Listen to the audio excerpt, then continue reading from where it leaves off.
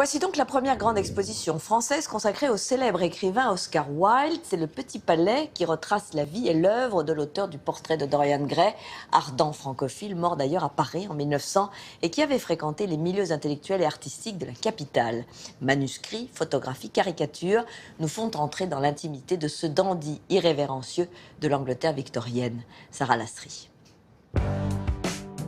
Le Petit Palais consacre la première grande exposition à l'écrivain irlandais Oscar Wilde, dandy insolent auteur du portrait de Dorian Gray dont la version inédite non censurée sort pour la première fois en France.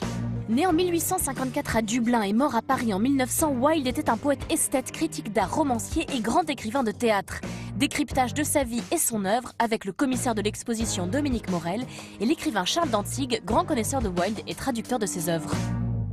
On n'admire pas Oscar Wilde. Moi, je suis amoureux d'Oscar Wilde. C'est une espèce de, comment dire, de grand cousin, un peu fêtard, très brillant, qui fait un peu trop de bruit, mais qu'on ne peut pas s'empêcher d'adorer parce que tellement il a de charme. Issu de la grande bourgeoisie, c'est après ses études d'histoire de l'art à l'université d'Oxford que Wilde voyage en Grèce puis en Italie, où il découvre à Gênes le San Sébastien de Guido Reni. C'est pour lui un bouleversement. Il se fera ensuite remarquer à Londres en tant que critique d'art, féroce et déjà joueur. Presque toutes les peintures de M. Tissot laissent à désirer, au point de vue du sentiment et de la profondeur. Les jeunes dames sont trop surchargées de toilettes à la mode pour intéresser l'œil d'un artiste. Ce qui l'intéresse principalement, c'est la peinture d'histoire. Avec sa connaissance très fine, très précise de l'histoire ancienne, il s'intéresse à tous les sujets tirés de l'Antiquité et tirés de la mythologie, parce qu'il peut évidemment raconter des histoires. C'est lors d'un voyage aux États-Unis qu'Oscar Wilde crée son personnage de dandy, immortalisé par le photographe Napoléon Sarony. En 1890, il publie son premier et unique roman, Le Portrait de Dorian Gray, inspiré du mythe de Faust. Le livre est un grand succès, mais fait scandale, tout comme ses pièces de théâtre qui suivront. Quand on lit un peu légèrement ou superficiellement les œuvres de Wilde, quand on écoute ses pièces, on a l'impression que ce sont des pièces presque mondaines qui flattent l'aristocratie. Mais quand vous les écoutez vraiment, vous vous rendez compte que ce sont des pièces satiriques et très mordantes. Par exemple, le personnage de Lady Bracknell dans sa pièce la plus connue, qui est l'importance d'être constant, est un personnage féroce envers les préjugés de l'aristocratie. À un moment, elle dit « Mon neveu, un menteur impossible, il a été élevé à Oxford ». C'était le dialoguiste le plus brillant qu'on puisse imaginer et qui produit des effets de cocasserie formidables. Et ça vient du fait que Wilde était un insolent en réalité, et il ne faut pas oublier aussi qu'il était irlandais. Et les Irlandais sont des anarchistes. On lui aurait tout passé s'il avait pris l'air pompeux. Mais Wilde était impardonnable parce qu'il disait ces choses-là en riant.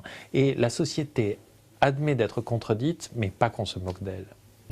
C'est à cette époque qu'il fait la connaissance du jeune Lord Alfred Douglas, avec qui il noue une relation passionnée. Mais le père de celui-ci, le marquis de Queensberry, souhaite éloigner son fils de Wilde et veut à tout prix faire éclater un scandale. Il dépose au club que fréquente Oscar Wilde une carte de visite injurieuse pour Oscar Wilde, à Oscar Wilde, posant, s'affichant comme un somme-de-mythe. Oscar Wilde porte plainte, au bout d'un moment les charges s'effondrent et le marquis de Queensberry réplique en intentant à son tour un procès. Ça a été la terreur, le procès d'Oscar Wilde. C'est-à-dire que non seulement Wilde est tombé, est allé en prison, mais vous imaginez le symbole. Un écrivain célèbre, jeune, qui avait les deux plus grands triomphes de théâtre de Londres, tout d'un coup en prison et condamné aux travaux forcés. Les 2 années passées à la prison de Reading détruisent Oscar Wilde. Il y écrira l'essai De Profundis, puis Ballade de la geôle de Reading après sa libération. Mais l'écrivain mourra 3 ans plus tard dans la solitude et la misère à Paris, à l'âge de 46 ans. Chez les gays, il a été, justement à cause de cette figure de martyr, quelque chose de très fort. Moi, je sais que quand j'avais 14 ans et que les choses étaient plus compliquées que maintenant, encore qu'avec la manif pour tous, on n'est pas sûr qu'elles soient moins compliquées, mais Wilde, tout d'un coup, était là comme une espèce de saint. On a besoin de saints. Il avait subi, il avait été martyr et on se disait, on n'est pas seul et il y a eu pire. Même s'il a chuté, il nous a donné de la force.